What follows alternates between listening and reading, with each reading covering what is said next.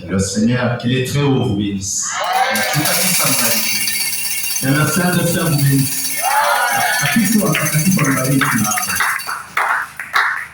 Nous sommes ravis de vous voir dans le sanctuaire de Dieu. Et nous saluons dans le précieux nom de Jésus-Christ. Ce soir, j'ai la joie, une joie immense de céder la chair au révérend Levi.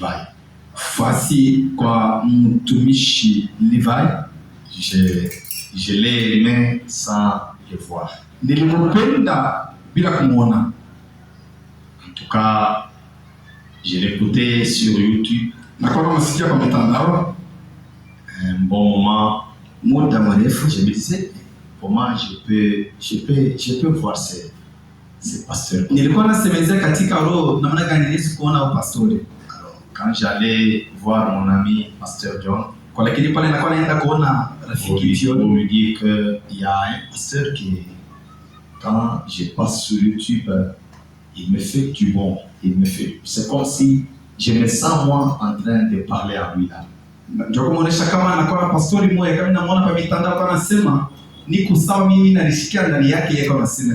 Alors, j'ai véritablement eu la joie quand il m'a appris hier que le pasteur Levi est ici.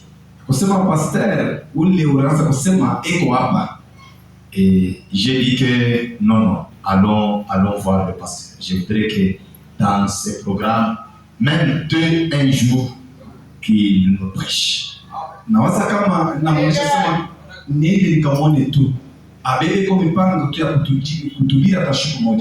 Alors, on est parti. On est venu pour ce programme. En dehors du programme de culte, et nous l'avons véritablement pris à pied levé pour qu'il soit une bénédiction pour l'agneau tabernacle.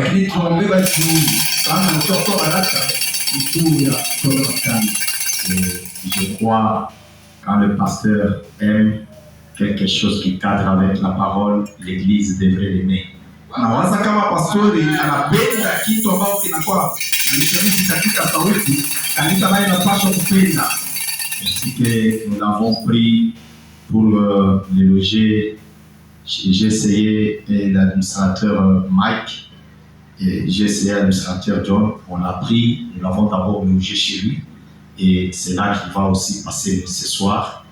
En tout cas, nous avons un grand homme. Na mimi nabeba mheshimiwa John tunasema tumweke mbele mtumishi wake ikale mbele kwanza pale, kwa lakini tunakuwa na mtu mkubwa kabisa katikati yetu leo. Il va organiser tout son programme demain pour rentrer à l'Ikasi, je crois. Na hivi atatengeneza tena mambo yake yote kesho. Il m'a promis que la semaine prochaine il va préparer pour que j'ai une semaine et pasteur John aussi une semaine. Na anatuonesha kama atatengeneza mwili chuma, tutaanza mchum atakuwa na awili hapa Juma na kule tena ngambo pastor John Juma mwisho. Alors pour ce soir, je vous dis en tout cas de tout cœur, vous qui avez bravé toutes les difficultés, tout obstacle pour venir écouter la parole, que le Seigneur vous bénisse. Na sema Bwana bariki moyo wote bali kupanda chini kwa mvuto yote mnakuwa hapa. Bwana nibariki. Papa Gédéon, je vous salue, que le Seigneur vous Baba Gédéon, na ninamkera Bwana, je vous apprécie beaucoup. Na furahi na moyo. En tout cas, Dieu vous bénisse. Bwana anibariki.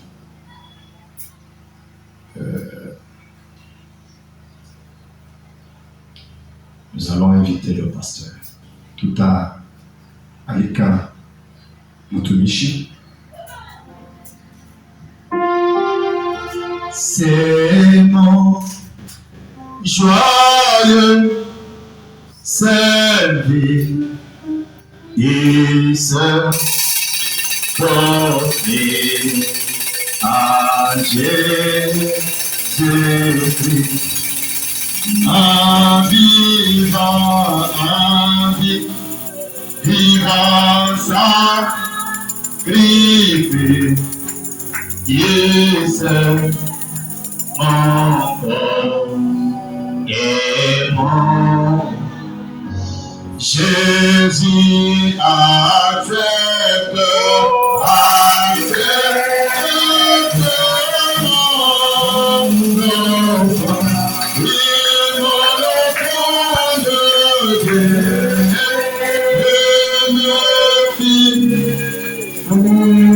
j'adore la grâce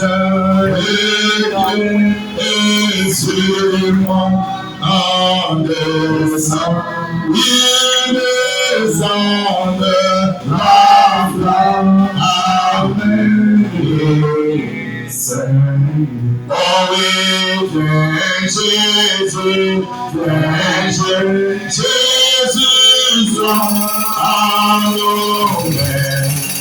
Heaven will come on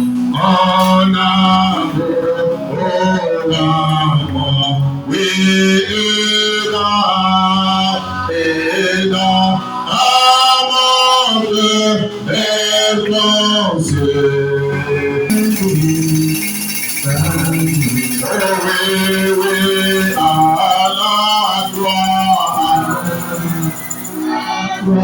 Jésus, la croix de soi,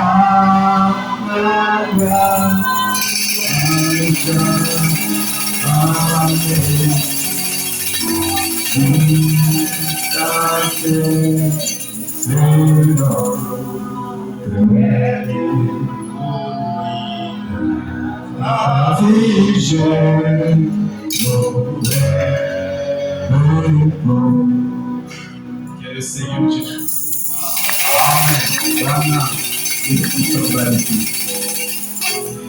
suis dans la joie d'être à New Tabernacle. Comme le pasteur Emery l'a dit. Je suis le pasteur Levi. Niko mutumishi Levi, pasteur au 7e saut tabernacle. Yeye ni mutumishi ku 7e saut tabernacle ya Kulikasi. Et je voudrais d'abord remercier le pasteur Emery napenda mbele kupika asante kwa pastor Emery pour m'avoir cédé sa chair. Njoo tu ya kunyachia fashi yake. Et je ne pense pas que je sois digne de tous les éloges ici qu'il a dit. Chiwazia kama ninawezi kustahili tena kunyanyua kote ananyanyaua. Je ne suis pas digne de tout ce qu'il a dit ici chez moi. Mimi sina chuki kabisa kupita yote anasema. Oui, c'est lui qui mérite d'être louangé. Ni yeye anastahili nyanuliwe hapa. Que le Seigneur Jésus-Christ se bénisse. Donc sans plus tarder, il m'a demandé ceci. Que si je peux vous saluer. Donc je vais me limiter à la salutation. Je ne veux pas prêcher.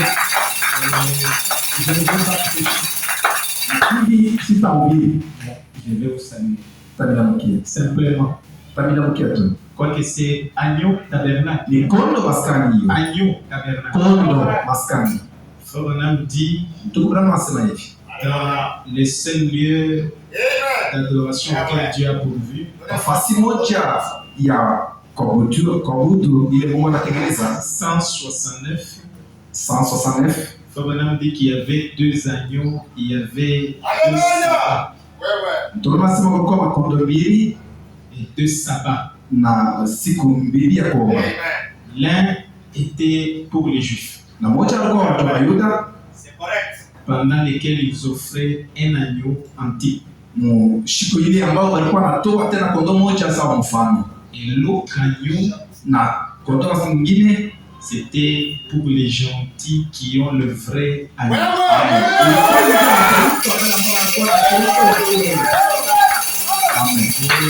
Tous ont été rendus parfaits en croyant que c'est agneau vivant.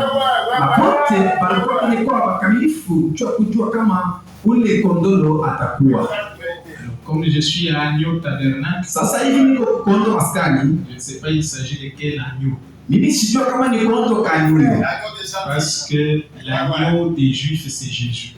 Juu kondo wa Wayuda yeye ni Yesu. Mais c'était le type Yeye alikuwa ni mfano du véritable agneau. ya kondo wa kweli. Et le véritable agneau Na qui est kondo comme immolé. wa kweli yeye eko sawa mwenye kuchinjiwa.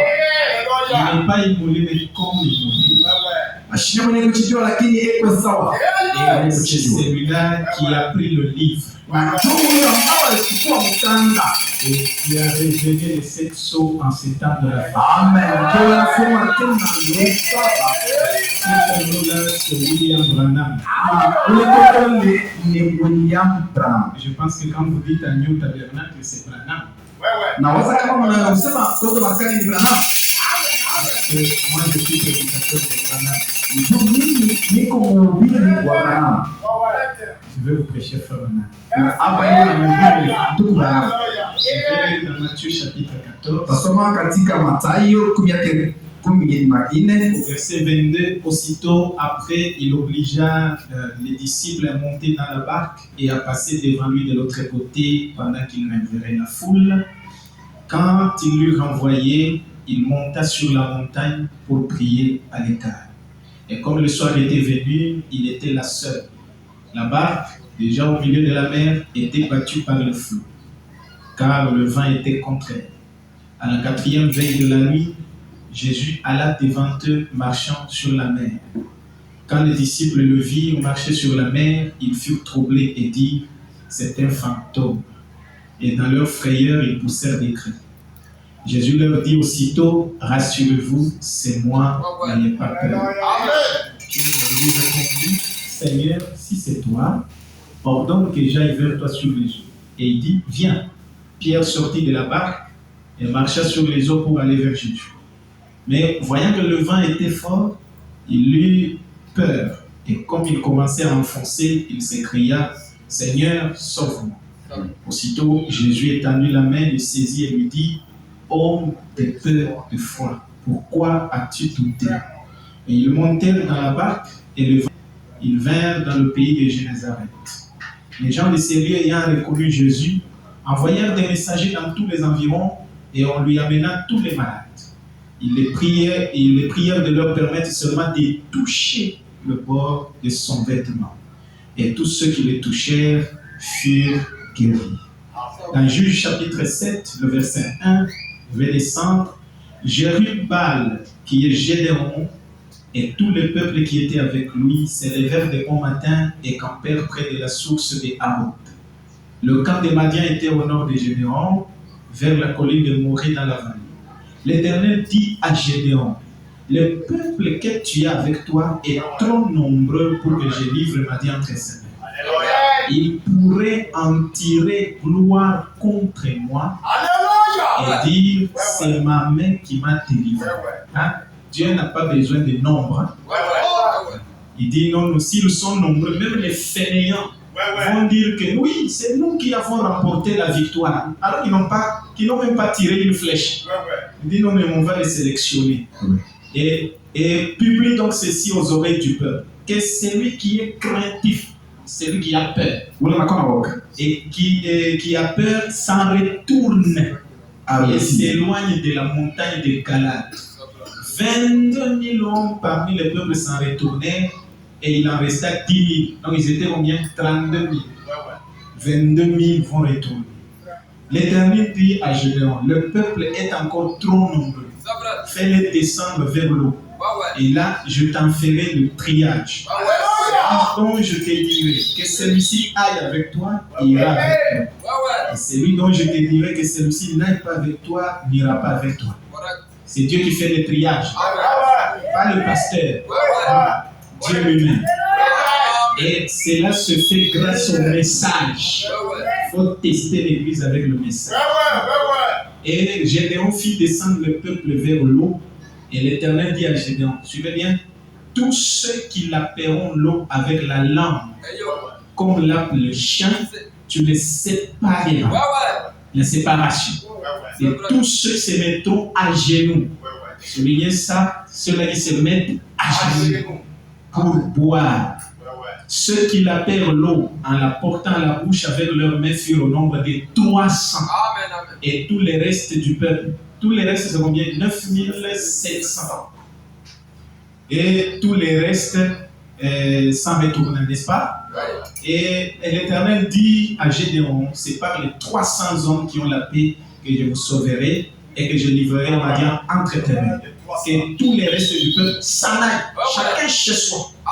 On prit les vivres du peuple et ses trompettes, puis Gédéon renvoya tous les hommes d'Israël, chacun dans sa tente. Allez occuper vos femmes, laissez les 300 travailler pour la gloire de Dieu. Comme vous aimez vos femmes plus que Dieu, allez retourner chez vous. Chacun dans sa tente, dans sa dénomination, n'est-ce pas? C'est ce que Pierre a dit à Jésus, nous faisons 3 tentes. Et si chacun va retourner dans sa dénomination. Et il restait les 300 hommes. Les camps de Madian étaient au sud de lui, dans la vallée. L'Éternel dit à Gédéon pendant la nuit, lève-toi, descends au camp quand je l'ai livré entre tes mains. Amen. Père Céleste, merci pour ta parole. Nous nous confions entre tes mains. Parle-nous par la bouche de William Branham. Nous nous recommandons à toi au nom de Jésus-Christ. Amen. Amen. Et vous asseoir. Que le Seigneur Jésus-Christ vous bénisse. Alors, je voudrais parler pendant quelques minutes ici. Je vais utiliser mon petit tableau. Veuillez saluer celui qui est à côté de vous. Dites-lui que le Seigneur vous bénisse. Et dites-lui oublie tes problèmes là. Ceux-là qui viennent avec des problèmes dans l'église. Les problèmes doivent rester à la porte. Ici, nous avons la gloire de la Shekinah. La gloire de la Shekinah qui a amené des fleurs artificielles à pousser. Je voudrais parler sur un sujet. Dompter la peur. Non, ce n'est pas chasser. Dompter. Maîtriser. Dompter la peur. Dompter la peur, kushika boka, la malédiction du diable. Lahana ya shetani. Amen. Amen. La malédiction du diable. Lahana ya shetani. Ça c'est une salutation. Iyo inakuwa ni yambo. Dompter la peur. Tosha. Shika boka. Maîtriser la peur. Shikaboka, cette peur-là, c'est ça la malédiction du diable. La plupart des gens qui vont à l'église ne vont pas pour être sauvés. Ils y vont parce qu'ils ont peur d'aller en enfer. Or, on ne croit pas Dieu parce qu'on a peur de lui. On croit Dieu parce qu'on l'aime.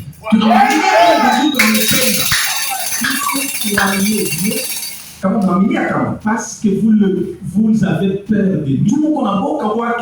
Alors là, c'est que vous craignez, là, c'est ce qui va vous arriver. Si vous pouvez être dans l'église et vous finissez en enfer.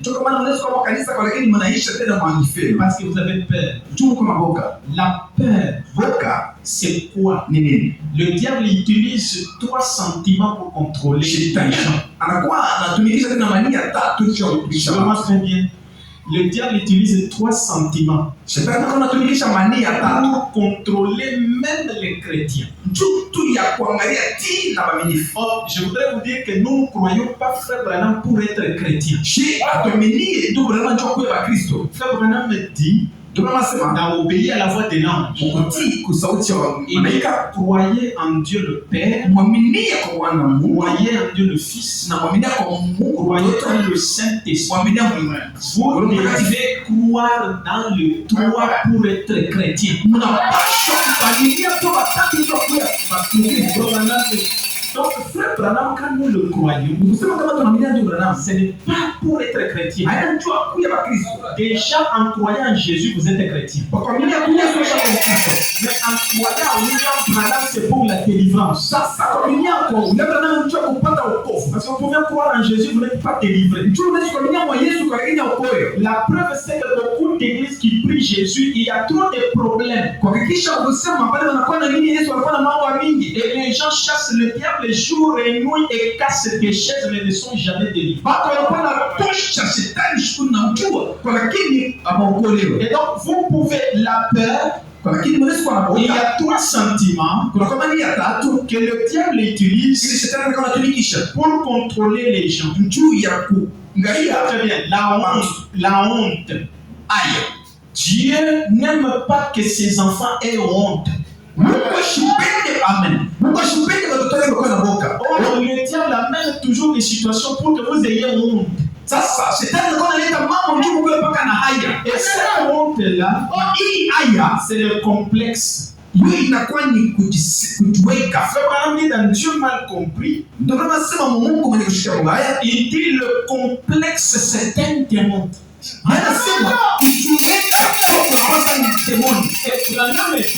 Le complexe amène un autre démon, l'orgueil et la tétudesse. Prenez quelqu'un qui n'a pas étudié. Il a du complexe devant celui-là qui a étudié. Et par conséquent, s'il n'est pas chrétien, la personne sera têtue. À tel point que s'il commet une erreur, il faut lui reprocher. Il va dire c'est parce que tu as étudié que tu me dis. Si vous avez l'argent, vous êtes devant un pauvre qui n'a pas d'argent. Si le pauvre commet une erreur, vous lui dites non, ce que vous faites ici c'est une erreur. Vu qu'il a le complexe, il aura un démon de tétudesse. Il va dire tu me dis ça parce que tu vois que je n'ai rien. Attends lorsque j'aurai quelque chose. Or il n'aura rien. Parce qu'il a le complexe. Et c'est pourquoi Abraham me dit le Dieu n'aime pas que ses enfants aient honte. Parce que si vous avez honte, le diable va contrôler tes pensées. La plupart des gens qui ont du complexe, il manque l'expérience du Saint-Esprit.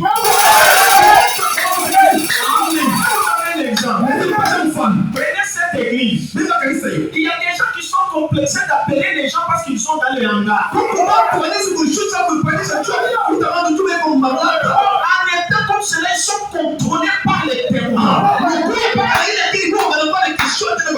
que si vous avez honte de vous-même, Dieu ne fera rien pour vous. Et vous allez voir que vous allez commencer à avoir la paranoïa. Ça signifie que vous voyez que tout le monde vous fait du mal. Vous me voulez du mal. Dans cette église ici, vous ne m'aimez pas. Dans cette église, vous ne m'aimez pas. Pourquoi? Parce que vous avez honte de vous. Si vous enlevez ce sentiment-là de la honte, vous êtes une personne délivrée. N'ayez pas honte de vous-même. N'ayez pas honte de Branham. La raison pour laquelle les gens qui sont dans le message, ils ont des problèmes et ils vont chez les pentecôtistes. Parce qu'ils ont honte de Branham. Comme je n'ai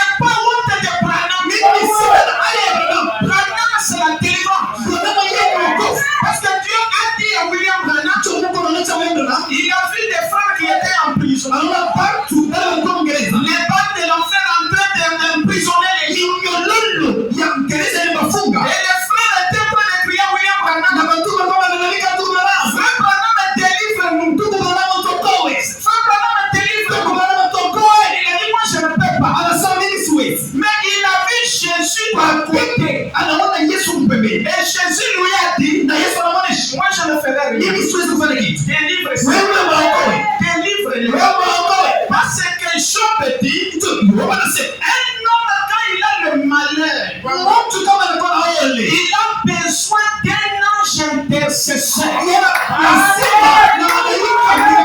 Et Dieu dit à l'ange intercesseur,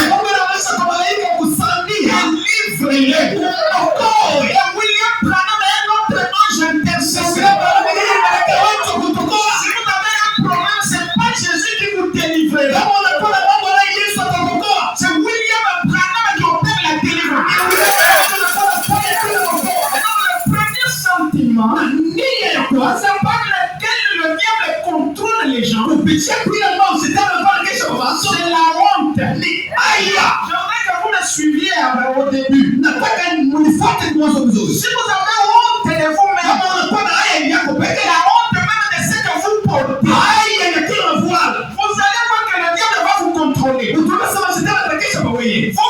le mal partout. Le mal dans tout le monde. Pourquoi? Parce que le sentiment de la honte est en vous. Et ce sentiment de la honte, c'est le complexe. Moi, je ne suis jamais un homme complexé. Et ne soyez pas une personne complexée. N'est-ce pas ça? Que ça soit un sentiment de supériorité, un sentiment d'infériorité. Branham me dit le complexe, c'est un démon. Vous savez, Frère Branham, vous devez comprendre que Frère Branham, même sans la prière, c'est une forte délivrance. Amen. La prière ne dépasse pas la confession. Quelqu'un peut prier ici, mais il n'a pas la conviction de ce qu'il demande. Personne peut se tenir debout et prononcer la chose. Il a la conviction que ça arrivera. Par le deuxième sentiment par lequel le diable contrôle les gens, la culpabilité. La culpabilité. Vous voyez quelqu'un qui se condamne même pour des choses qu'il n'a jamais fait. Il est assis chez lui, personne ne l'a injurié, mais il est triste.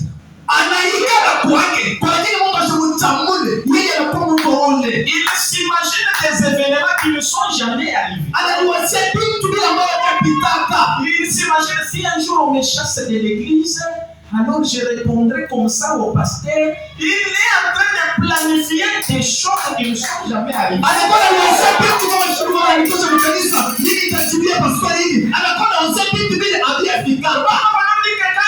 En Christ, dans son cœur, il n'a plus la condamnation.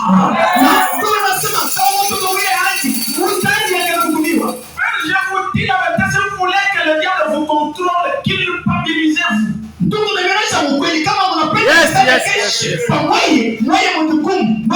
Les pentecôtistes ici contrôlent les gens par la culpabilité. Donc tu vois ce que tu es ici. C'est ta mère qui a fait. Il y a un péché qui a été commis dans la vie de tes parents. Il faut que tu viennes à l'église, sinon cette malédiction-là ne quittera pas. Et vous vous culpabilisez pour les choses que vous n'avez jamais fait. Dans la même Bible, il est écrit, d'une part, je punirai l'iniquité des pères sur les enfants. Dans la même Bible, il est dit ceci, l'enfant ne portera pas l'iniquité de son père. Dans la même Bible, il est dit, si les pères ont mangé les raisins, les dents des enfants ne seront pas agacées. C'est la foi qui choisit. Toi, tu choisis d'être puni pour le péché de tes parents. Soit tu choisis de ne jamais être puni pour le péché de tes parents.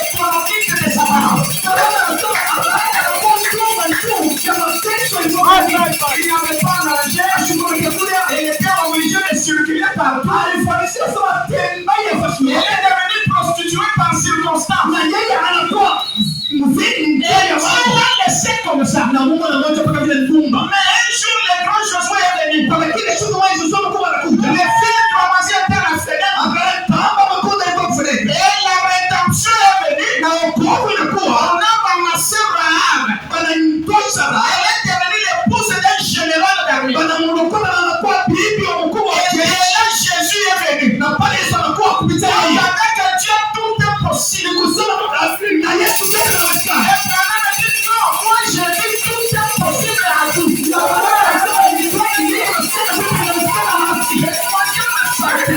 Na ndiye tatu.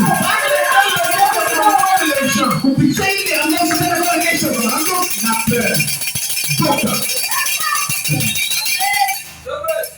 La peur. Toka. Vous avez peur de mourir. Kama unaoga wakufa. Si vous avez peur de mourir, Kama unaoga wakufa.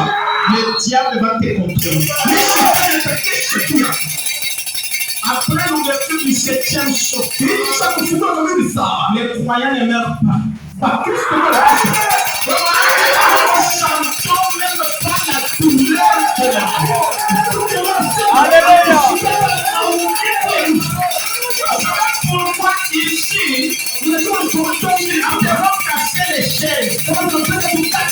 C'est à cause des amens. On ne peut pas casser les chaises pour chasser un démon. Un démon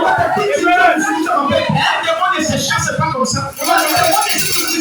Les jours où nous sommes allés William Branham, il a dit quand il a prié pour l'enfant, il ne criait pas. Il a parlé seulement d'une voix douce. Alléluia. C'était contraire à ce que nous les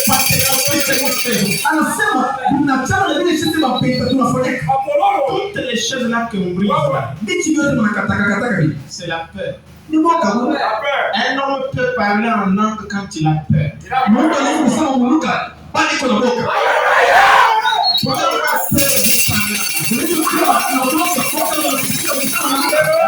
Une petite histoire.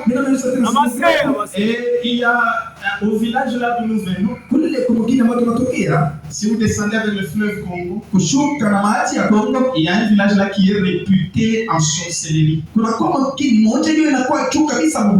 Et un jour, quand il y a l'inondation, le fleuve Congo monte et il y a l'inondation même dans les cimetières. Et souvent les gens voient les fantômes. Un jour, il y a eu une inondation. La nuit, un papa, son nom c'était Papa Kassongo. Il est assis dans la véranda. Les postolos. Ils étaient nombreux, ils étaient partis prier pour leurs fidèles. En robe blanche. Ils sont partis. Ils ont prié pour leurs fidèles. Ils ont commencé à retourner. En train de marcher dans l'eau. Et le papa Kassongo était dans la véranda. Il a vu les robes blanches. Comme déjà il a programmé qu'il y a des fantômes. Les papas commencent à parler en langue.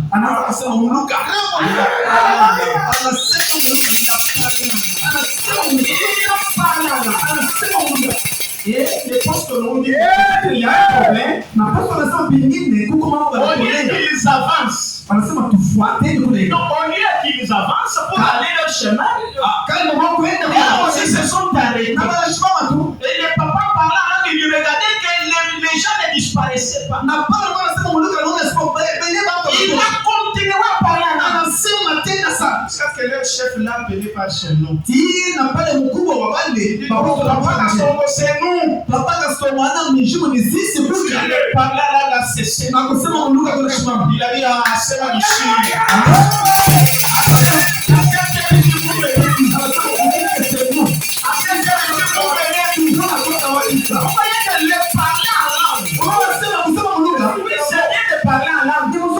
Mais vous pouvez parler en langue quand vous avez peur. Vous pouvez entendre les chats sur les tonnes.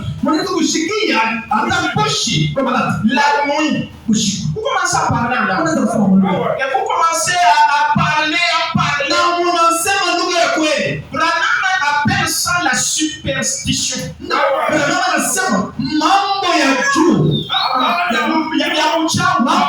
uchawi. Abraham appelle ça la superstition. Anasema mambo ya uchawi. Abraham appelle ça la superstition religieuse. Anasema mambo ya uchawi mukitini. Quelqu'un qui vous enseigne que vous voyez ce stylo que je vous donne. Mtu anakufunza maana hii bigi na baba. C'est ce stylo avec lequel tu vas faire ton examen. Ndio hii bigi wewe utafanya nayo mapimo yako. Ne le donne pas à quelqu'un. Usipatie mtu mwingine. Parce que si tu le donnes à quelqu'un, Unapatia mtu.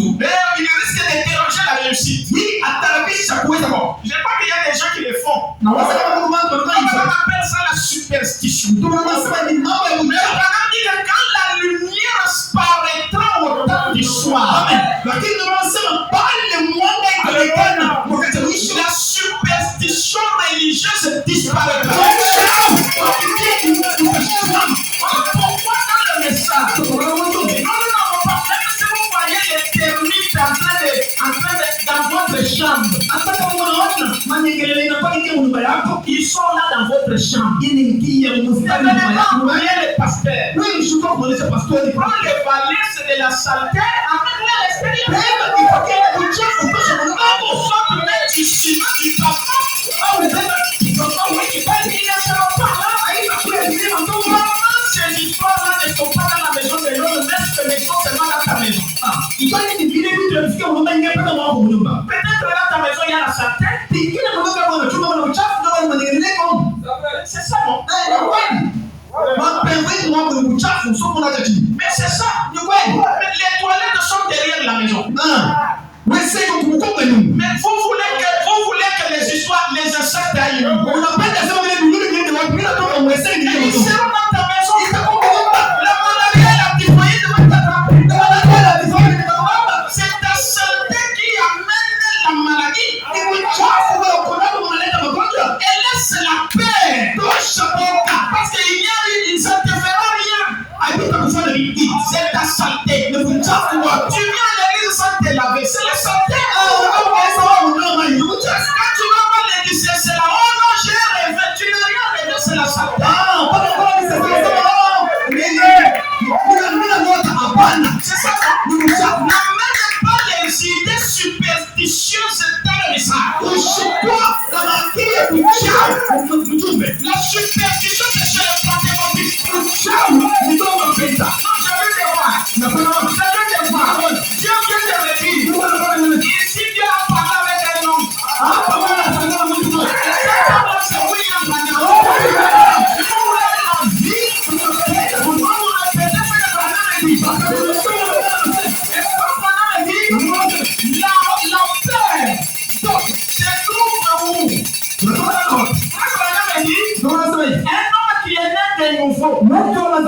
Ne peut pas avoir peur. Pourquoi il n'a pas peur? Ici vous avez le corps. Il y a 5 portes. Il y a 5 portes. La vue, toucher, n'est-ce pas? Oui, odorat. N'est-ce pas? Ici c'est l'esprit. Il y a aussi 5 portes. La conscience, les imaginations, n'est-ce pas? Les raisonnements. Est-ce que vous comprenez? Les raisonnements. Et puis vous avez les affections. Ça fait combien? 2, 3, 4. Il y a la mémoire. Ces histoires-là, et ici dans l'âme, il n'y a qu'une seule possibilité. Soit c'est la foi, soit c'est le doute. Abraham est exposé. Il dit la peur des serpents se trouve dans l'inconscient de l'homme.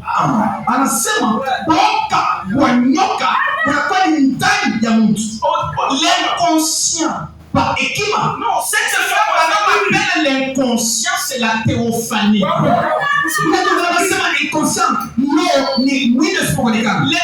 quand vous dormez, les fous là qui est en train de marcher dans les songes, c'est ça qu'on appelle l'inconscient.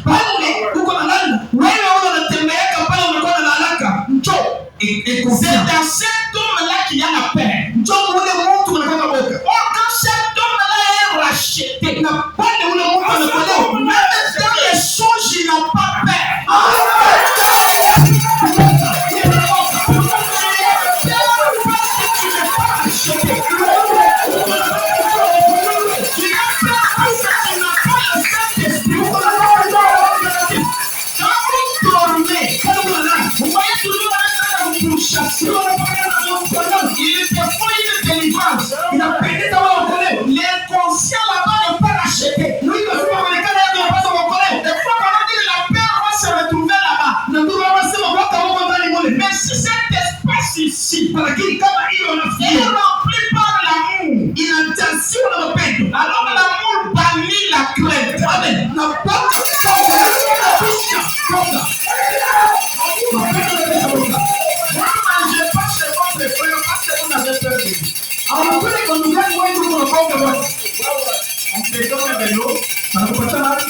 Tu commences à essayer.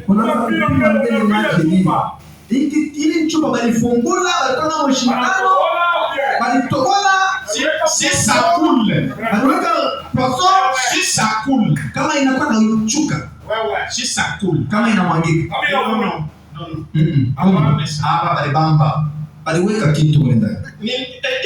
Junior, non, j'ai acheté et puis papa Jean a pris, il a touché et puis il m'a remis.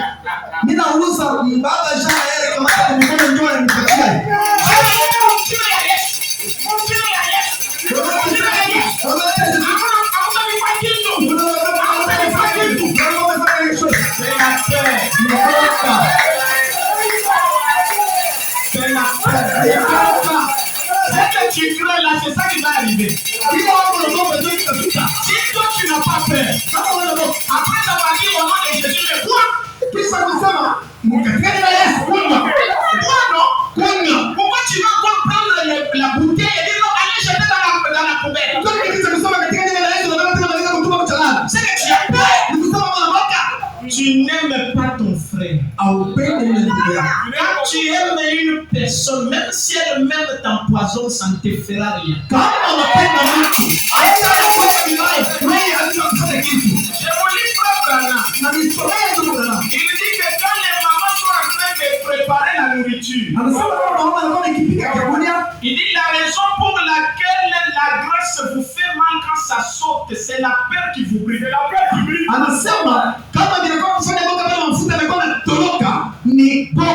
Dans l'expectative du 28 février 54, paragraphe 45, Frère Branham me dit, je vais commencer à dire rapidement parce qu'il veut passer à l'essentiel. Il dit quand la graisse saute, vous êtes en train de frire du poisson. La graisse saute. Frère Branham dit, quand ça saute sur votre main, cela vous effraie à mort. Et puis vous dites quoi? Où est la pommade? Il faut que vous paguez la pomme à foutre. Frère Branham me dit, c'est la raison pour laquelle ça vous brûle. La peur, c'est la peur qui vous brûle. Ce n'est pas la graisse. C'est la peur qui vous brûle.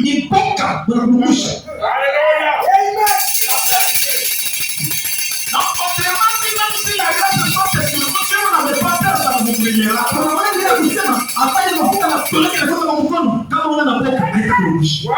y a déjà dit ça. Mais Dieu m'a foutu à Yamanoukiaka. C'est seulement parce que ce n'est jamais été sur lui. Soit que tu crois Branham, soit tu ne le crois pas. Il croit tout. Il y a tout dans Mais il vient de dire que chaque fois que ça te brûle, ce n'est pas la graisse, c'est la peur. C'est la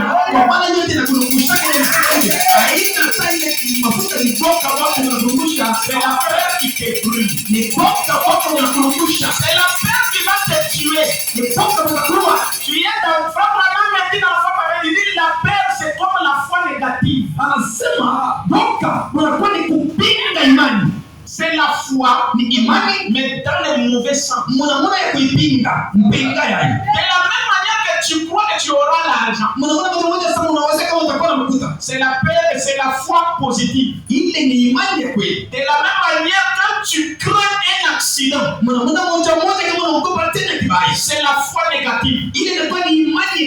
Toutes les deux créent des situations. Vous allez voir que si vous êtes dans un véhicule, vous craignez. Vous allez connaître l'accident. Et tu vas faire tuer les gens. La peur. Quand tu sors de l'extérieur, la même chemise là que tu as laissée au fil. Mais comme tu as peur, dans tes imaginations, on t'a déjà dit que la nuit, il y a des fantômes qui sont la même chemise. Ta propre pensée transforme la chemise en fantôme. Ça commence même à bouger. Ça commence à bouger. Ça commence à bouger. Et puis tu fouilles ta propre chemise. Et le matin tu sors. La chemise est toujours. Et tu dis aux gens, aujourd'hui j'ai vu un fantôme. Le fantôme était là où il y a la chemise. Qui a créé le fantôme? C'est vous. Hein? N'est-ce pas ça? Les problèmes sont des problèmes quand nous les créons. Nous sommes des créateurs d'atmosphère. Tu retournes chez toi. Tu dis, comme je dis à mon épouse d'arranger le lit, elle avait refusé. Si vraiment je trouve qu'elle n'a pas arrangé, je vais lui faire un problème.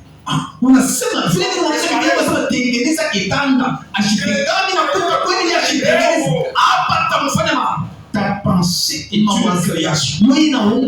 Tu arrives à la maison, tu trouves exactement ce que toi là tu as fait.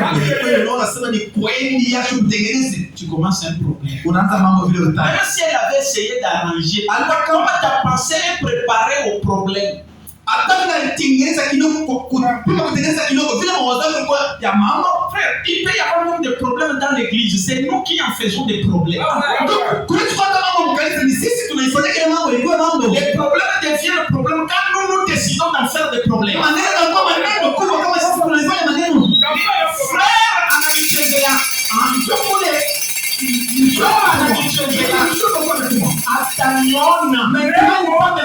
et justement cette allure-là qui va créer des situations. Les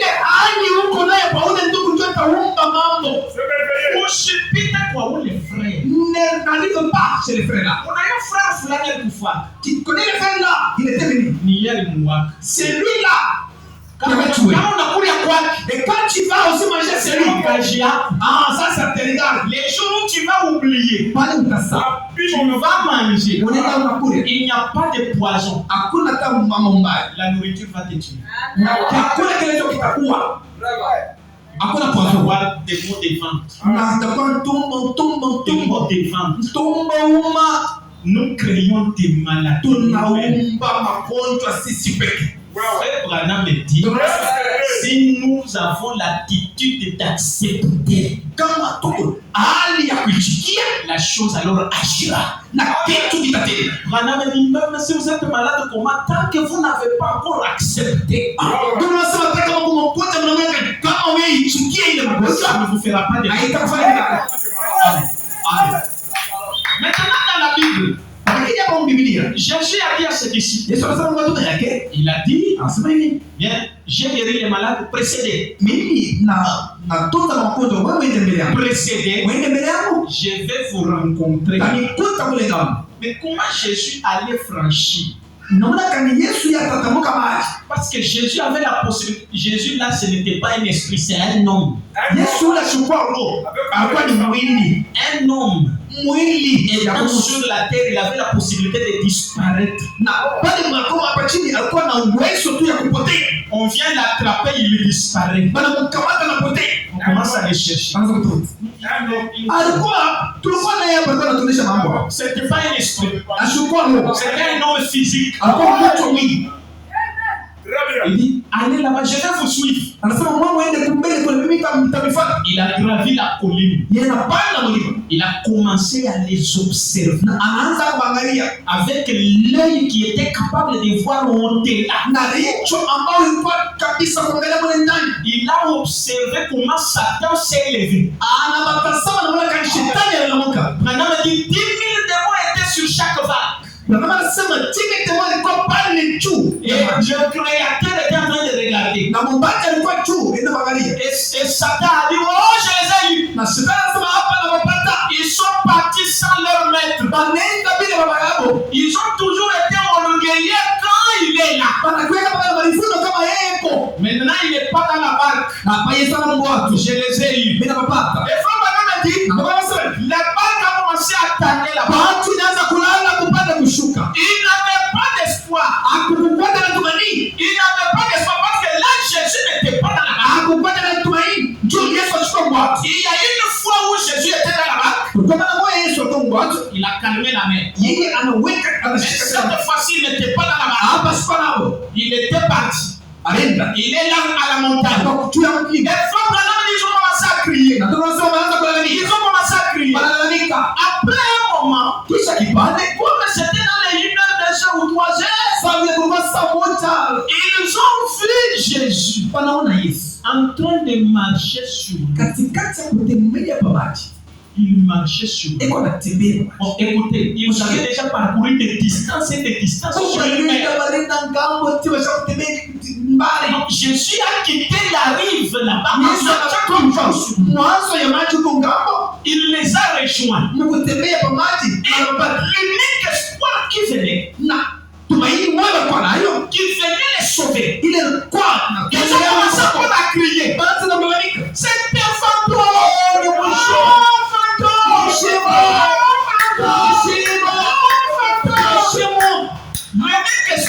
L'unique espoir. Ils l'ont appelé fantôme. Et alors Jésus a dit, rassurez-vous. Un fantôme, c'est quelqu'un qui est déjà mort. Et puis qu'il revient, on ne croit plus dans sa résurrection. On l'appelle fantôme. Parce que même aujourd'hui, les gens ne croient pas que Jésus est ressuscité. Toutes les églises ici, même si le disent que Jésus est ressuscité, ils ne croient pas dans la résurrection. Parce que quand il est ressuscité, madame dit il était déjà dans le corps de son épouse. C'est ce que madame me dit. Il était ressuscité dans le corps de son épouse.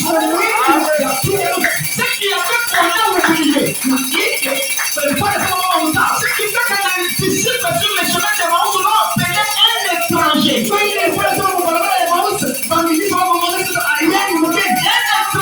Par rapport à son habillement, par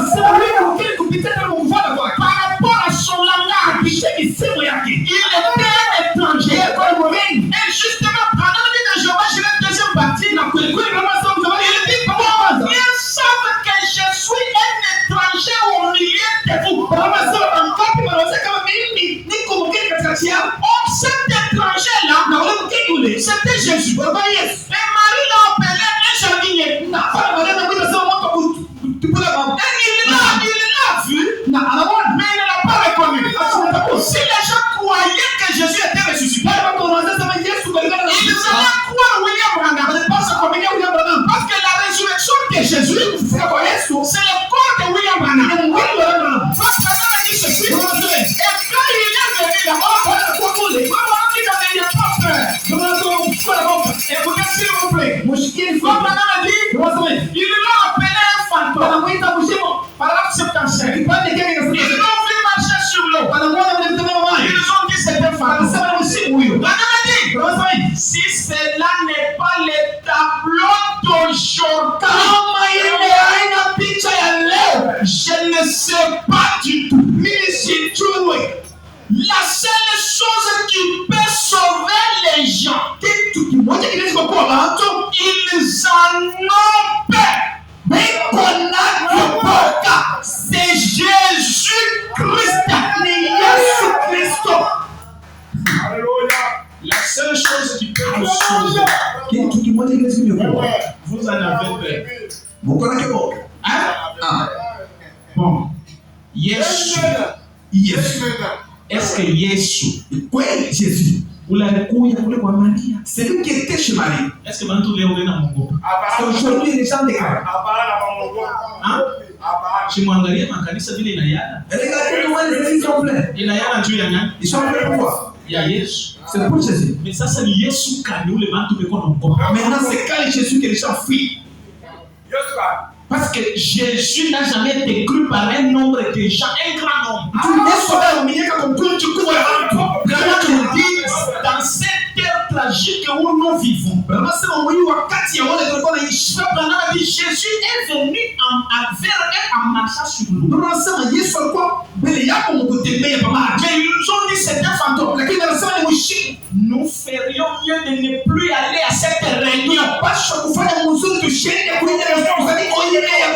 ce n'est plus l'eau, mais c'est à la réunion. Ils l'ont vu venir dans sa puissance. Exactement comme il l'avait promis dans les pages de cette Bible. Amen.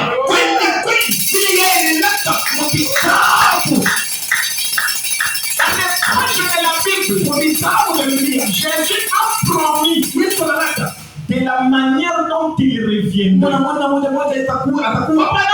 Il ferait ceci dans les derniers jours. Et cela entre. Ce qui n'est beaucoup de gens disent oh, ce n'est que de la télépathie. C'est du spiritualisme. Voyez-vous, c'est la même chose. Et la seule chose qui vous sauvera, qui vous aidera à sortir de ceci, c'est accepter Jésus-Christ. Tous en ont eu peur. Et ils se sont écrits nous savons pas, c'est effrayant. C'est là l'air d'un fantôme.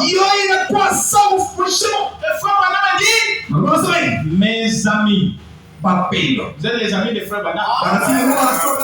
Mes amis, quand vous voyez Jésus-Christ faire quelque chose comme il le fait ici,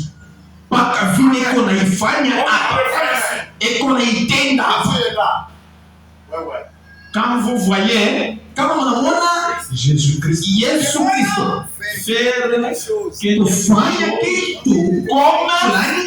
il le fait, c'est Jésus là que les gens ont vu.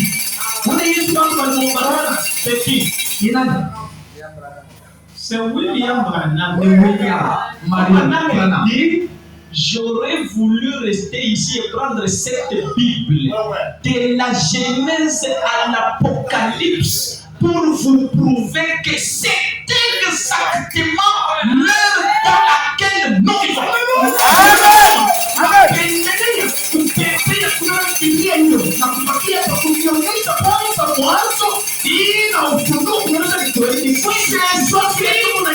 Ceci est censé arriver.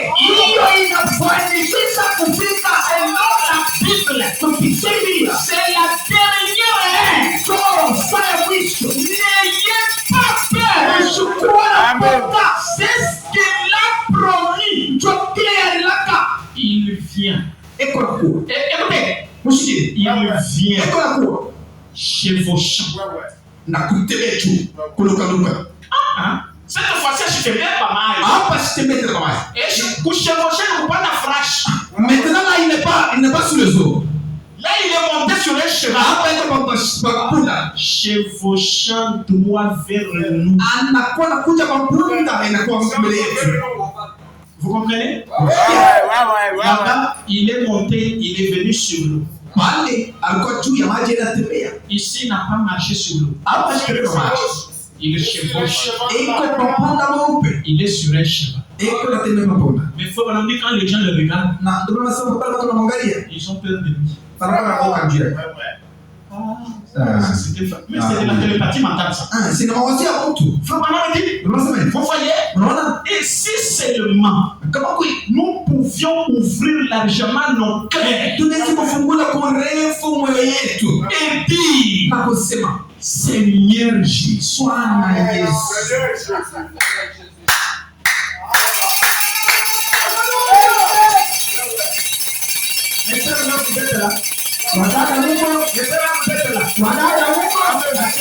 main comme ça. Dada wewe unakamata kuchafu. Huko. On est en train de parler de Branham et tu as la main comme ça. Soko unasema mchoro Branham wewe unakamata kuchafu. Vous pensez il faut toujours qu'on vienne pas de se trouver. Wanataka mnafanya kumsukuma. On va toucher moi. Baba niguse. C'est pas comme ça. Hapa kuna prophétise wewe. En écoutant Branham, que la délivrance s'opère. Quand Branham a dit la seule chose qui vous sauvera est ici. C'est quoi? Mais les gens en ont peur. C'est pas Jésus qui vous sauvera. Jésus a déjà terminé son œuvre. Même son œuvre de médiation est déjà terminée. Il n'y a même pas de sang sur le trône. Tout a déjà séché. Le livre est même fermé. Si tu penses être sauvé aujourd'hui, Jésus a terminé son œuvre il y a longtemps. Et il a pris ce livre-là. Il a donné à William Branham. Non seulement William Branham, lui-même a changé de visage. Il est devenu William Branham. Dans cet âge, il n'y a pas un Jésus et un Jésus Branham.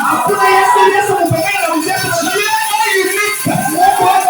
Parce que si tu crois en un Dieu Jésus, en un Dieu Branham, tu es un idolâtre. Dieu est unique en trois fonctions. Il était dans la dispensation du Père. Et dans la dispensation du Père, il y avait un homme qui le représentait. C'était Moïse. Il monte à la montagne. Et il va à la montagne. Il fait 40 jours. Il revient de la nuit. Son visage a changé. Les gens ne le regardaient plus. Branham a dit, Moïse est devenu Dieu pour Israël. Il n'y a pas dans la Bible, dans l'Ancien Testament, montrez-moi un seul verset où le peuple d'Israël avait besoin de quelque chose et ils sont partis devant Dieu. Ils ne sont jamais partis là-bas. Quand ils ont faim, ils vont chez Moïse. Moïse, quand ils ont besoin d'eux, Moïse, Branham a prêché un sermon. Le docteur Moïse. Docteur Moïse. Branham a dit, même quand quelqu'un se casse la jambe, il allait chez Moïse.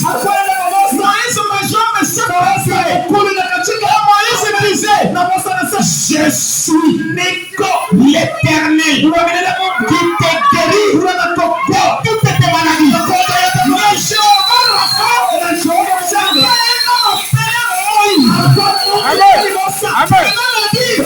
la dispensation a changé. Et Dieu est devenu Jésus. Quand les gens ont besoin de quelque chose, ils allaient devant Jésus. Mais la dispensation de Jésus a pris 3 ans et demi. Et ça c'était terminé. Après, ce sont les pieds. Quand quelqu'un a besoin d'être sauvé, il a besoin d'être sauvé. L'ange descend. Au lieu que l'ange le sauve, l'ange ne peut pas te sauver. Il dit, tes prières ont été exaucées. Mais moi je ne peux pas te transmettre la vie éternelle. Il faut un homme qui te transmet la vie éternelle. Envoie les gens là-bas à Joppé. On va appeler quelqu'un qu'on appelle Simon. Il va venir ici. C'est lui qui va te donner la vie éternelle. L'ange est capable. Si tu penses que Gabriel viendra te sauver, tu te trompes. Branham a dit, dans la communion par la rédemption, si un ange doit quitter le ciel pour venir là où nous sommes, ça lui prendra des milliards et des milliards d'années. Quand tu as besoin d'argent aujourd'hui, tu appelles l'ange absent. Il viendra après ta mort. Branham a dit, mais Dieu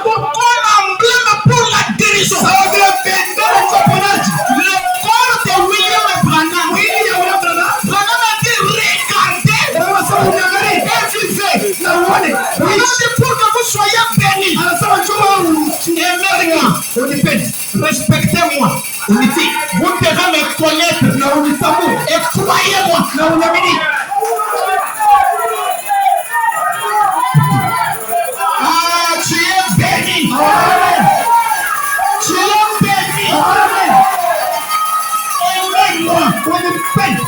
Connaissez-moi. On dit t'avouer.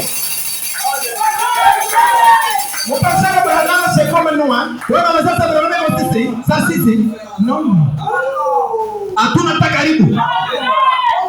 Non, Abraham est déjà mort. Abraham est déjà mort. Abraham n'est pas mort. Abraham est toujours fait. Alors, même toujours dans ton option là qu'il est mort. Non, il n'est pas comme Mawaza qui est non seulement dans ton option. Oui, il n'est pas comme Mawaza qui est lisez dans Jérémie chapitre 15, verset 1. Wende Yeremia musuleke kumi na tano Moïse et Samuel sont morts il y a longtemps. Mose na Samuel balikufa kusha kwa miaka mingi. Dieu veut détruire Jérusalem, la ville, pour amener Israël en captivité à Babylone. Dieu dit à Jérémie, même si Moïse et Samuel viennent intercéder pour eux,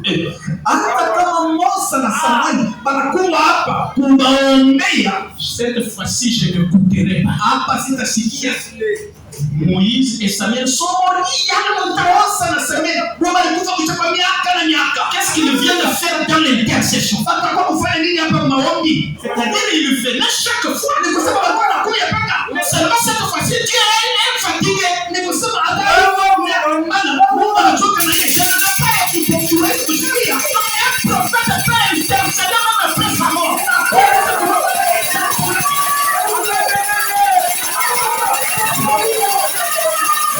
N'ayez pas peur.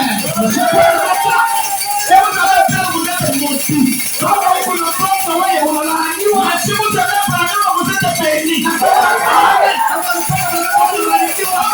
est aussi en train de chevaucher. Votre homme dit ceci. Je crois vraiment. Écoutez, vous compreniez. Bon, c'est une salutation. Il y a cette Bible se trouve ici.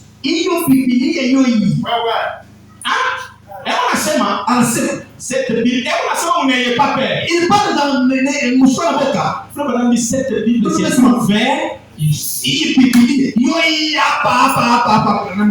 Je ne l'ai pas encore fermé.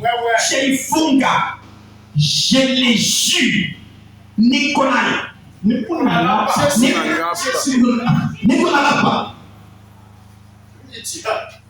N'est-ce pas que la Bible nous interdit de jurer? N'est-ce pas? La Bible nous interdit de faire. La seule personne qui a juré dans la Bible, c'est Dieu. Comme il n'a pas trouvé un plus grand que lui, il a dit je le jure par moi.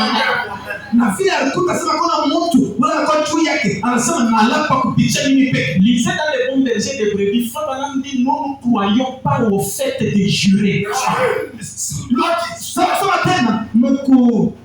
Mchungaji mwema wa makondoo anasema sisi tunaaminia mkulapa. C'est vraiment qu'il est dit non. Nous ne croyons pas au fait de jurer. Sisi tunaaminia mkulapa. Il vient de jurer. Yeye yule analapa. Il est qui? Eko nani sasa hapa analapa? Mnaelewa nini? Je le jure. Nalapa avec cette Bible sur mon cœur. Que je vous dis la pure vérité. Écoutez, et je crois vraiment que c'est Jésus-Christ. Ni Yesu huyo hapa. Niko nalapa kusema ni Yesu Kristo. Que huyo hapa. Ni nani? Yesu Kristo. Sous la forme du Saint-Esprit. Écoutez, c'est Dieu le Saint-Esprit. Il vient au nom de Jésus-Christ. Amen.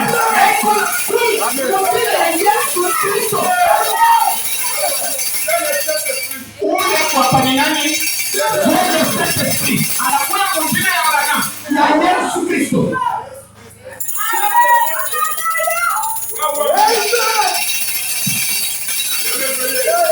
Branham. Dieu le Saint-Esprit. Mungu Roho Mtakatifu. Seulement il est venu au nom de Jésus. Kwa lakini yeye huyu anakuwa mjina ya Yesu Kristo. Mais il est Dieu le Saint-Esprit. Kwa lakini huyu ni Mungu Roho Mtakatifu. Pour confirmer que nous sommes dans les derniers jours. Et son esprit est sur la terre parmi son peuple. Na roho hii iko dunia hapa katikati ya taifa lake. L'esprit c'est un homme. Roho ni mtu. L'esprit c'est pas vivant, c'est un homme. Roho pepo inapita hivi ni mtu. Et cette lumière qui est là. Na hiyo mwanga iko hapa. Frère Branham dit la lumière du Seigneur. Ndio anasema mwanga ya Bwana Celui qui inakuwa nani? et les tout c'est quoi? Na yote ndani inakuwa nani? Bwana. La lumière du Seigneur. Mwanga ya Bwana Suis le Seigneur. nafuata Bwana Et c'est le Seigneur. na ni Bwana huyu. La lumière du Seigneur. Mwanga wa Bwana Suis le Seigneur nafuata Branham. Bwana. Et les tout là-bas. Na yote inakuwa C'est le nani? Seigneur Jésus-Christ. Ni Bwana Yesu Kristo. Et cette lumière qui est là. Na ile mwanga hiyo iko juu. C'est la même colonne de feu qui a conduit les enfants d'Israël dans le désert. Na kwa sababu Bwana aliongoza watoto wa Israeli. Faut pas le dire. Ndio anasema hivi. Maintenant, Hapa sasa. n'ayez pas peur. Mshukuru na boka. Cette voix-là qui a dit n'ayez pas peur, Ile sauti mmoja c'est ilisema la même voix qui nous parvient ce soir. ile sauti mmoja ilisema wakati kama mshukuru na boka. Ndio ile sauti ilikuwa inasema wakati alisema mshukuru na boka. Je lis quelques citations. Frère Branham me dit ceci. Ndio anasema hivi. Est-ce que vous êtes là? Mungu Ce soir, il dit n'ayez pas peur, c'est moi. mshukuru na boka ni mie. Écoutez, c'est moi. Mshike ni mie. Branham me dit le moi, le moi. Ndio anasema mie wa Mungu huyu. C'est moi. Na moi na mie huyu C'est ni le huyu. Saint-Esprit. Ni Roho Mtakatifu. C'est le Saint-Esprit de Dieu Ni Roho Mtakatifu ya Mungu. qui est descendu vivre dans l'église. Anashuka ndio kuishi. Branham me dit ceci. Anasema Et ce soir, na hicho le Saint-Esprit est ici, Roho Mtakatifu eko hapa. finissant, Ndio kuishi kuweka nukta. unissant, Kupunga. achevant l'œuvre, Kutimiza kazi. scellant le livre. Kuchapa muhuri kwa kitabu. Car le dernier nom y entrera un jour Jina la mwisho itaingia siku moja. et il n'ajoutera rien d'autre. Na hii sitaongeza kingine kama kile ya Le livre, kitabu. Frère Branham me dit, Anasema dans les âmes qui sont maintenant en prison, manafsi suivez bien, je termine. na kwa ishi mshiki. Les bandes ont cherché la dernière brebis. Na hiyo ni kama hiyo inatafuta kondoo tena wa mwisho. Peut-être qu'elle vient d'entrer il n'y a pas longtemps. Saa zingine alikuwa anaingia hakuna muda chache. Ule brebis wa mwisho aliingia alipayapita mashiko. Ule kondoo, le dernier brebis, des fois il est entré, il n'a pas même longtemps. Anaingia il n'y a pas longtemps. Il est entré après kupata muda. Maintenant, dit na écoutez-le. Anasema mumshikie. Pendant que je prêche, Wakati wanataka ubiri, les anges sont tout autour. bamalaika wako hapa.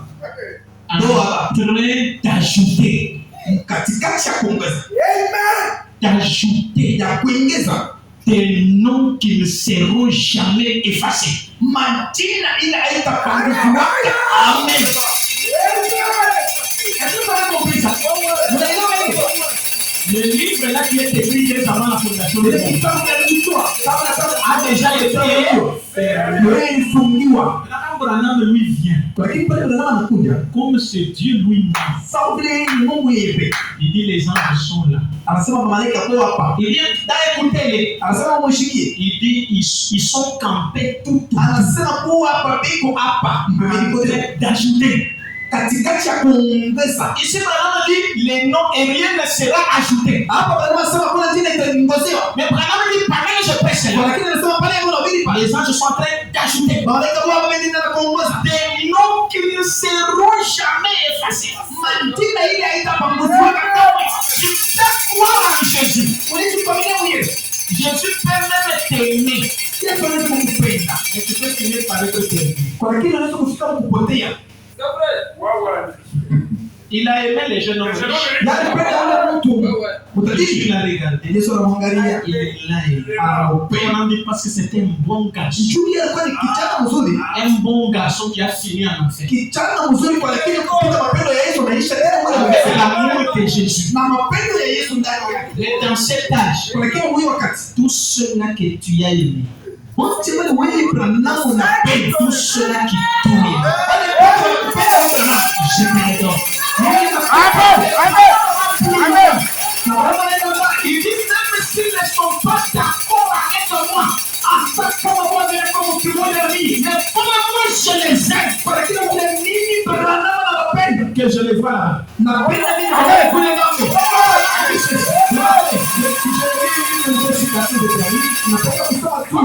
Il est venu Branham en anakuja ce temps de la fin, ni wakati wa mwisho. non pas sur l'eau, Haina pamaji. mais en train de chevaucher. Wakati ya kutembea juu ya punda.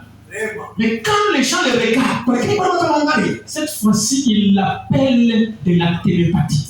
Watu wanakuwa mwita sema ni vitu vya mamazi. Et Frère Branham dit ceci, Anasema il est en train de chevaucher. anakuwa wakati ya kukuja kutembea na Branham dit punda. Dieu dévoilé. Anasema Mungu mwenye kufunua. Dieu dévoilé. Mungu mwenye kufunua. Au paragraphe 341. Kwa dakika tunasaka tena. Frère Branham dit ceci. Unasema hivi. Et maintenant, je lis au milieu. Ah, ça nasoma Dans Apocalypse 10, Mfunuo 10. ou plutôt dans Apocalypse 19. Mfunuo 19. Et quand il reviendra, Na pale atakuwaka. c'est la seconde venue. Non?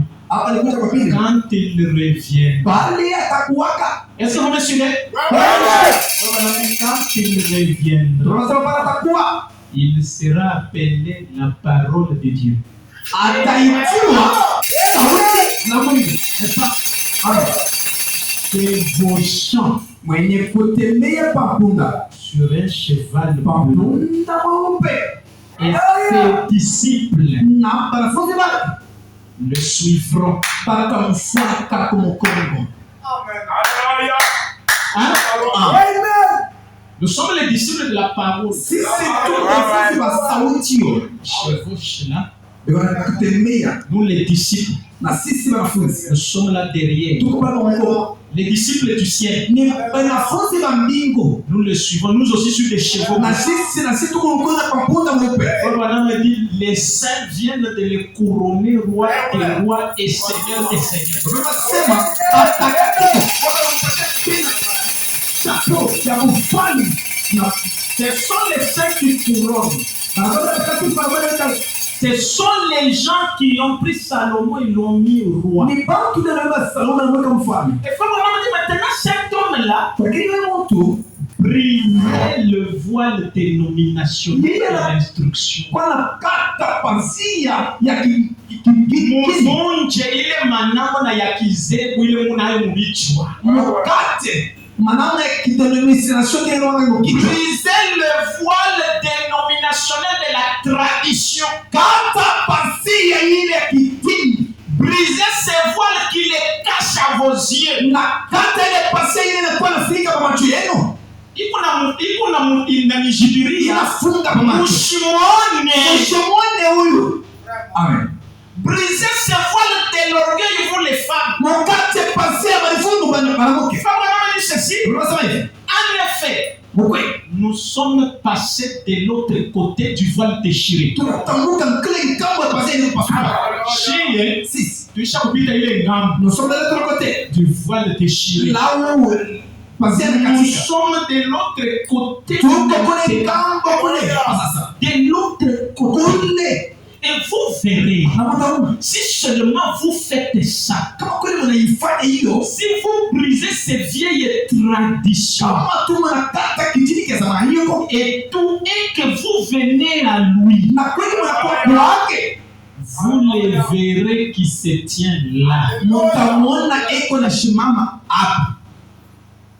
Hein?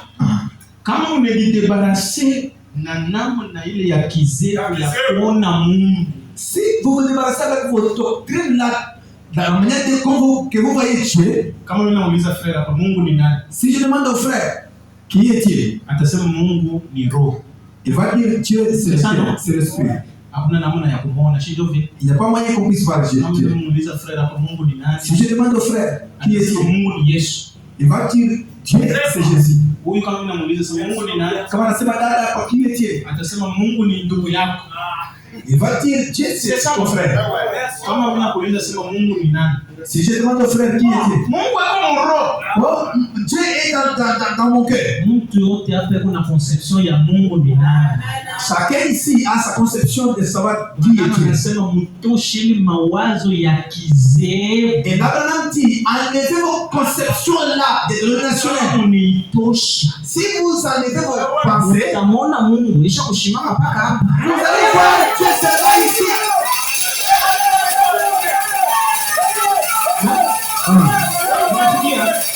Utamwona Mungu. Vous allez voir Dieu. Shie pale tu unajisema bwana sasa tuita ile kupita ile ngambo. Kama vous parlez ici, on a fait les hommes de traverser de l'autre côté. Bwana dit dans verset possible les Hébreux dit Dieu est un homme et non une femme. Bwana anasema, mswali anasema, Mungu haina mwanamke, yeye ni mwanaume na mwanamke. Kama mwanaume sema kama ni mpaka. Il est homme, ça veut dire qu'il porte aussi des pantalons. Asema kama unatosha mawazo ya kizefu. Et puis quand tu enlèves tes conceptions là, Mawazo ya kizefu. conception dénominationnelle, Donc utamwona Mungu isha kushimama là hapa. tu vas voir Dieu, il se tient ici. Pale Branham hapo nasema babu Branham tabernacle ile shuka. Leo mwangalia nani? Maintenant quand on a parlé là, c'est chaque qui était maintenant tabernacle. Qu'est-ce qu'il voyait? Il voyait qui? Leo mwangalia nani? Il voyait qui? Dieu est ici. Parce que là, c'est Mungu. Acho yako leo mwangalia mafenete. Dieu est ici devant vous. Anasema Mungu eko hapa mbele yetu. Devant mbele. Ndio sema hivi Mungu ananiangalia. Niko Mungu.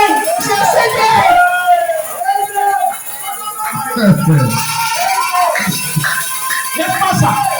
La parole. Si Moïse était le docteur, Pierre aussi était docteur. Alors l'a appelé docteur Pierre. Les gens voulaient entrer au ciel. Que ferons-nous?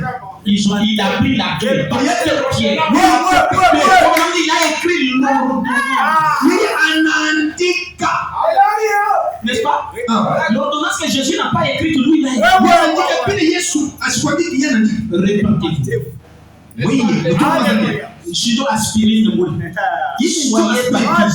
Soyez baptisés au nom du Seigneur Jésus pour les pardons des péchés. Mais mon tout, ça, oui. C'est non tel que tu es là. On a dit ordonnance pour que Bantu Tina Léo me le fois. Il prescrit l'ordonnance. Et aujourd'hui, les gens le font. Un homme, et on a cette esprit. Pas qu'elle est sortie à l'homme, on a cette vie.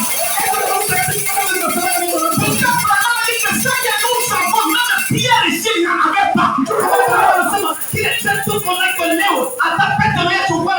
Leo kuna batizo wa mjana Yesu Kristo ni nani alibisema?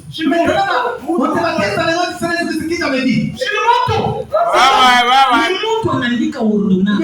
C'est quelqu'un, un homme comme toi. Il a écrit. Jésus. Non, tout le monde est Jésus. Tu étais avec Jésus. Quelle façon de parler. Mais le jour de la Pentecôte,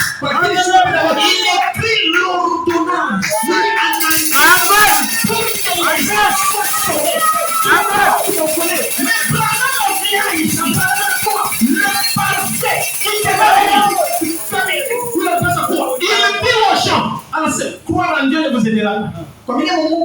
Croire même en Jésus ne vous aidera pas. Même au Saint-Esprit là, ça ne vous aidera pas. Vous devez me croire. Branham dit c'est là que se trouve la vérité. Aujourd'hui, la vérité, c'est la parole de Jésus. C'est la parole au Saint-Esprit. Aujourd'hui, c'est quoi William Branham? Il y a personne qui est carrière dans un homme. Quand vous croyez ça, c'est là la vie éternelle. Une femme est venue. Son nez rongé. Elle a changé de médecin. Un jour, elle a dit non. Je vais aller chez William Branham. William Branham. Il voit la femme. Il enlève le mouchoir. N'enlève ici, il n'y a rien. Rongé par le cancer. Faut me prie.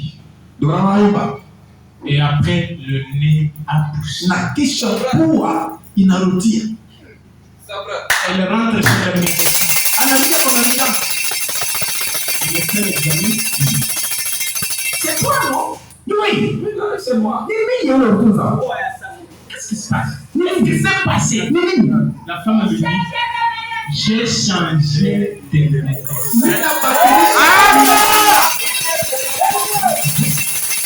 C'est quel médecin?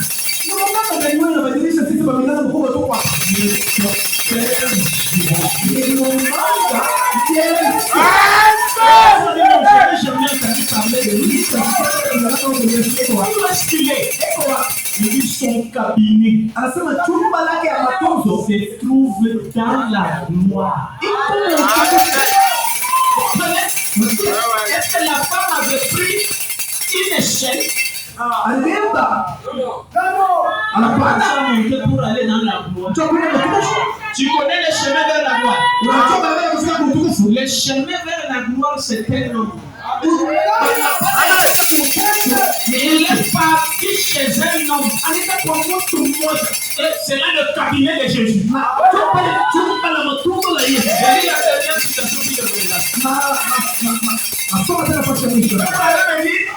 Il dit si vous faites partir les traditions du monde, Vous les verrez, il se tient là. Le puissant conquérant. La parole de la promesse pour cette année. Manifesté. Vous verrez les dieux puissants dévoilés.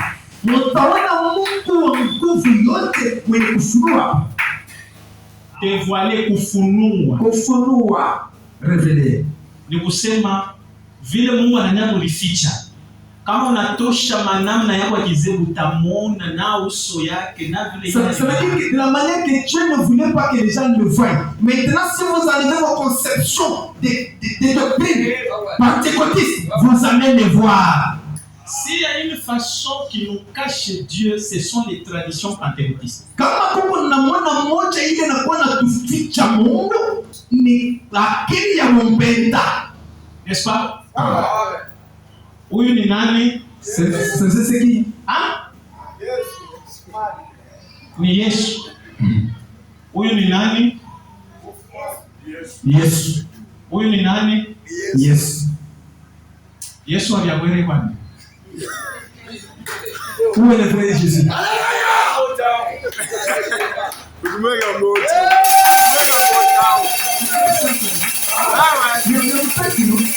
Unasema huyu ni nani?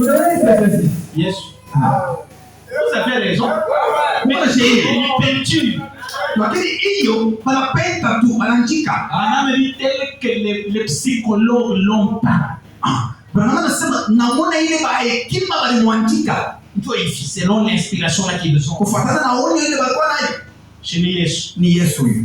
Unasema ule ni nani? Mais frère Branham dit rien ne nous dit. Frère c'est une citation. Frère Branham dit rien ne nous dit qu'il avait la balle. Lakini Yesu ndio pale wasema hakuna kitu kinatuonyesha kusema Yesu alikuwa na ile ndefu unaona ile. Bon, Branham vient de demande. C'est vraiment qu'il avait fait. Bali anasema ule anamfanana ni mpaka yeye. Quand il dit qu'il correspond à celui-là, c'est lui qui a dit. Ule tena anasema hakuna kitu kinatuonyesha sema alikuwa na ndefu ni mpaka yeye. C'est lui qui dit comme celui-ci là.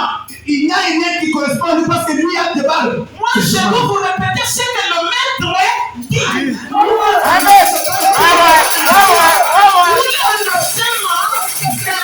S'il vous apparaissait ressemblant à votre man, Branham dit n'importe quel hypocrite peut faire ça. Oui, anasema vile ni Branham. Branham anasema kama Yesu anakuwa tena mwile na mwana ya huyo man, ndio kwanza sema hata mtu wote wa bongo huyu anaweza kufanya na yeye baada ile mwili. Branham dit mais s'il s'incarne en moi, kwa hiyo anasema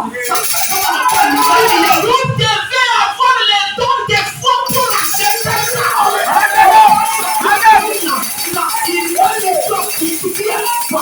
J'ai changé caractère.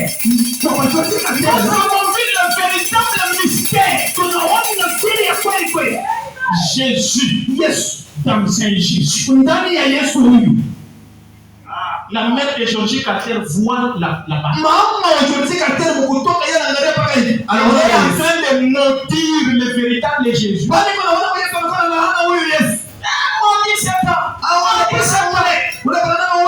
Il voit celui-là. Projeté. Quand il le regarde, c'est lui.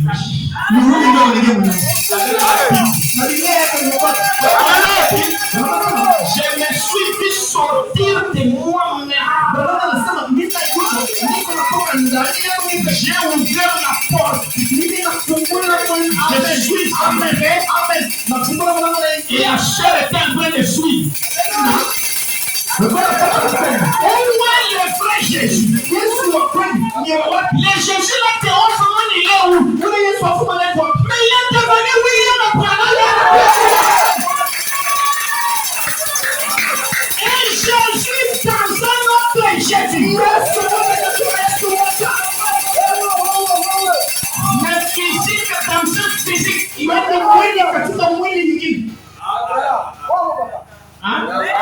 Yesu alikuwa mnamfresh sana. Ana mtu wa kiroho. C'est Jésus qui a physique. C'est Jésus qui était dans le frère là. Ce n'est pas le Jésus de l'esprit. Le Jésus de ses corps. Encore en os, en chair. Wewe unapata mimi. Si uko na mtoto. Toi qui es enceinte, tu es un enfant déjà. Si uko na mtu ndani. Tu es un enfant là-dedans. Ule ndani chez le spirituel. Ce qui est là-dedans, c'est l'esprit. Le spirituel. C'est l'esprit. C'est qui? Mtu wa kiroho. C'est la femme purité. Mtu wa kiroho. C'est la femme purité. C'est la femme physique. Mais hapo ya mimba umelichika. Pour toi, quand tu es enceinte, tu as comme que c'est la femme là-dedans. On ne va pas de bouger, la bouger. On le voit même. Un physique dans un physique. Oui, mais il y a Branham. Alors que c'est la même loi de reproduction.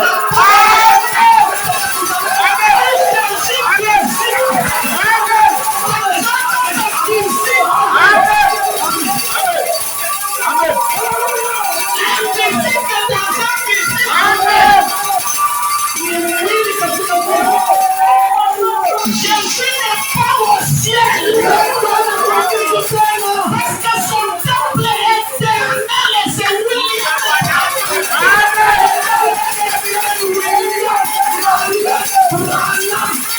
vous le verrez ici. Lui qui n'a pas été vaincu par les traditions. N'amenez pas les dénominations dans le message.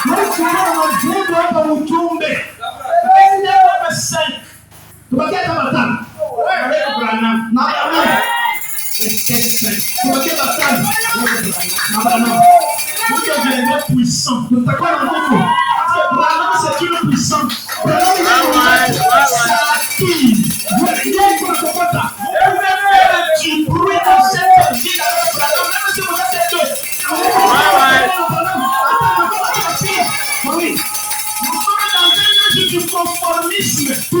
wakati ya kumfuana. C'est pour dire que les gens veulent se conformer comme mon pasteur tel a prêché. C'est comme ça que tout le monde doit prêcher le conformisme. Watu wanapenda sema vile mzee fulani ule anataka alipuyaka anarudi na sasa mpaka yeye yeye mzee. Non, bila parada hapa. Hata ceci. N'importe ce que votre pasteur dit, attaquez parce que s'il réunit cette parole, kama kwa katana hii sauti, ni nourrisseur de poule. Yeye anakuwa alisha tena mambo. Bakoko. Vous avez un choix, soit vous restez des poules, soit vous êtes des aigles. Pale, wewe wa kuchakula. Utapatia kule kama kuku au utapenda kwenda sana. Soit les pasteurs choisissent aussi, soit ils nourrissent les poules, soit ils nourrissent les aigles. Parce que la chakula, kama unapenda naye, alishe tena mkuku au alishe tena batai. À la dernière citation. Kumatika ya mwisho saa iko. Dans le plus grand flash d'information de l'histoire. Aujourd'hui, c'est comme si les églises se réunissent pour adorer. Même ce soir ici, ils sont réunis par tout. On verra même les différents ici. Une église ici. Une église pour adorer. J'ai horreur de les dire. Mimi niko na haya kuisema. Naona shida mbaya mimi nataka kunionyesha. Niko na tetemeka hata pale nataka kuisema. Mais il me semble que les églises se réunissent aujourd'hui pour honorer un mot. Lakini mimi naona sema makanisa pale wanakuwa na lichanga. Wanakuwa na lichanga njoo kwa mtu. Mtu ashakufaka. Les gens entrent dans un bâtiment et ils chantent mon Dieu. Et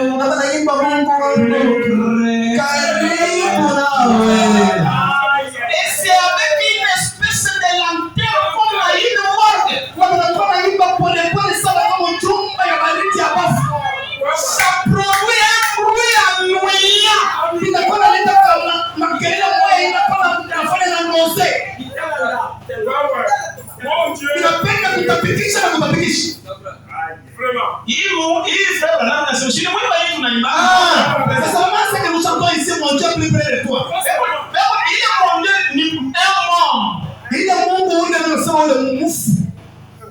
Et ils s'accrochent de vous et disent récitons maintenant les credos des apôtres. Répétons tel credo que les docteurs internes de tel et tel. Mon frère dit, maman, mon cher, tout ça change. Doctrine est tout. Comme un pasteur qui me disait, je dis, mais vous croyez quoi? Il dit, doctrine est tout. Il dit, il y a Kayumbi, il y a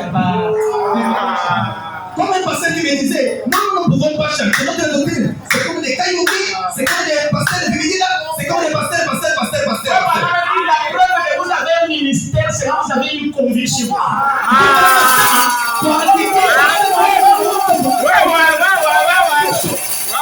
pasteur polyvalent n'existe pas.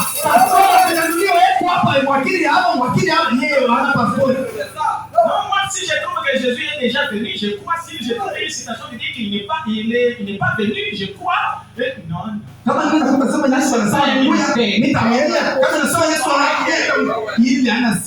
ministère, c'est une conviction. Quand on a mis ça, chaque fois, on a mis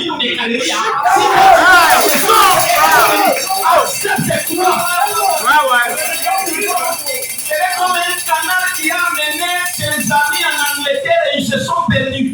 Un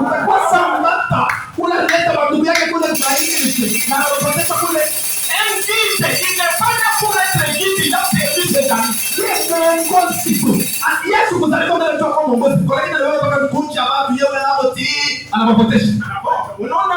On a prêché parole, il faut la puissance. Tu vois, même si nous prêchons parole, il a fallu que nous ayons la puissance. Comme si la parole elle-même, ce n'est pas la puissance. Il a puissance ile unasema naanza kumileta mwenye pastor unaniita mimi kuonesha sema uniache ni prêcher. Unaanza kubeba wale watu. Commence à prendre déjà ici. On est wewe, oh, tendeni kumlima. Tu parles avec eux la matin. Neno mwili. Minuit inatoka kule. Bon, leo minuit dada kama ni Solange tout ça. Akaenda kwa système mlango.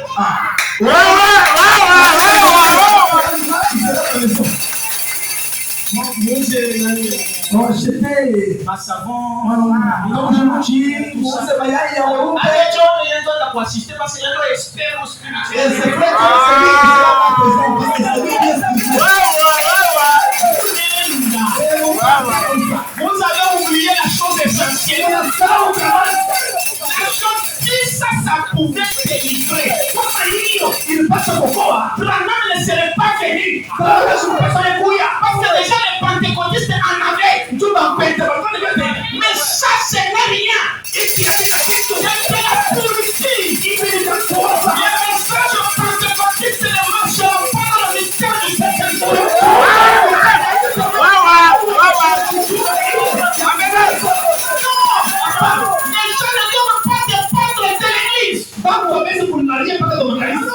Il devient esclave de l'église. Au lieu de prononcer la parole,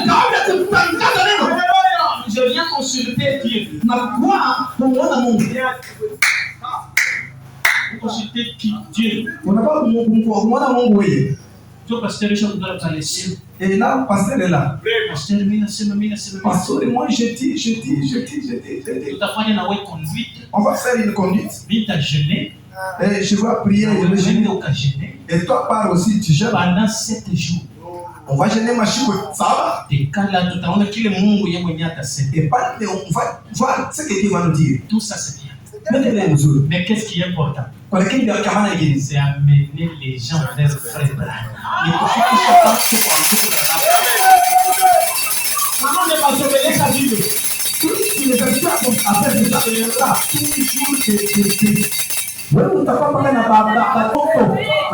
Utaanza kukata na mambo ile kupashana kwanza kukata. Tu auras toujours des problèmes même si ça ne vaut pas la peine. Mko aliingia nyumba anatoka ama mtoto anakuwa na fievre. Papa, kuya mbele. Mimi naona sasa mko yangu alikuwa na esprit. Ule ulianza kupeleka mambo ya conduite. Banakuwa ba bébé. Banaanza kuona ubaya partout. Ils sont en train de voir maintenant le mal partout. C'est toi qui vas les gens après Branham. La commission c'est amener les gens à te croire. J'ai vu les personnes qui ne croyez pas. Croyez faire la La commission c'est de vous amener à croire faire la et rien ne résistera à ta prière, même pas le cancer.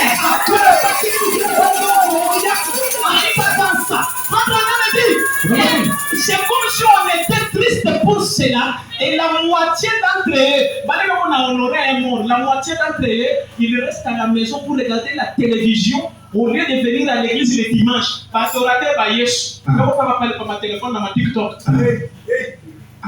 Anachelewa tena kwa kanisa. Adorateur wa Yesu.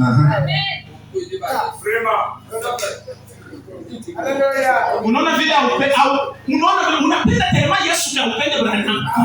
Tu vas maintenant, toi tu aimes Jésus de plus que Branham, mais tu es seulement sur tout pendant la journée. Télévision, chaîne. Moi j'ai changé une chaîne. Ne change pas là-bas. En plus, ne change pas.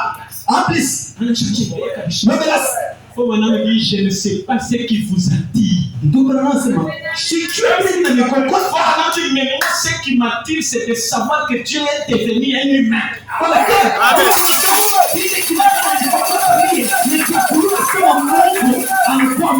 Il est dans la maison, c'est vrai. Mort.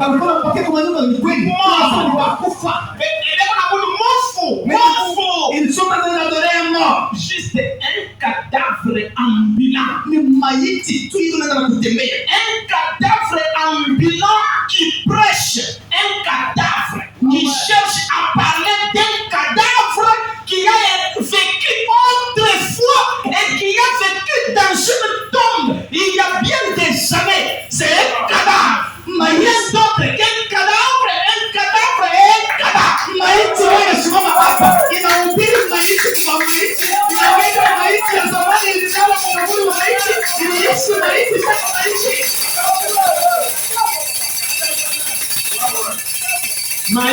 Maïs. Et on a oublié. Cadavre. Qui prêche au cadavre. Maïs, il est vif, il a fait le 900 ans. Il prêche les cadavres qui a vécu il y a beaucoup d'années. Comme on a chamboulé Yesu. Oui, c'est vraiment qui a dit. Soit mon texte que tu nous dis, mouf. Maintenant là, il faut que vous acceptez qu'on vous. Non, on a prêché. Non, on a prêché. même c'est lui qui vous prêche. On a prêché, non? Il vous prêche pour qui? Et lui aussi mort. Cadavre. Ce n'est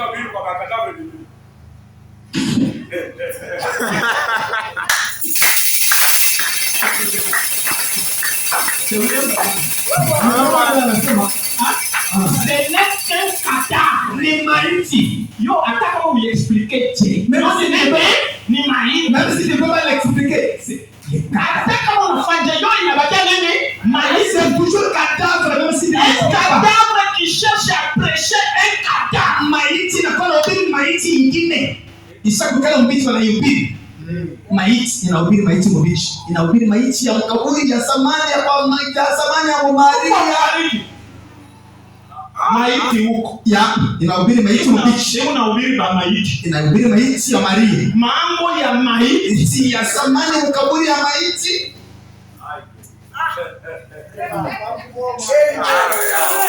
Amen. Kanisa la maiti. Ikaburi. Anasema John ni maiti. Hata kama explication inabakia nini? Maiti. Maiti. C'est toujours un cadavre. Il faut adorer un Christ qui est mort il y a 1900 ans. Na Yesu Kristo unakufanga kuko miaka na miaka. Anamtaja sasa. Ces cadavres-là, ils sont en train de prêcher un cadavre qui a vécu il y a des années. C'est pratiquement la condition des églises aujourd'hui. Cherchant à adorer un mort. Hadi ya kanisa leo iko na tafuta kuabudu maiti. Au lieu d'acclamer un vainqueur. Kabla ya kupigia mshujaa zola. Amen. Amen.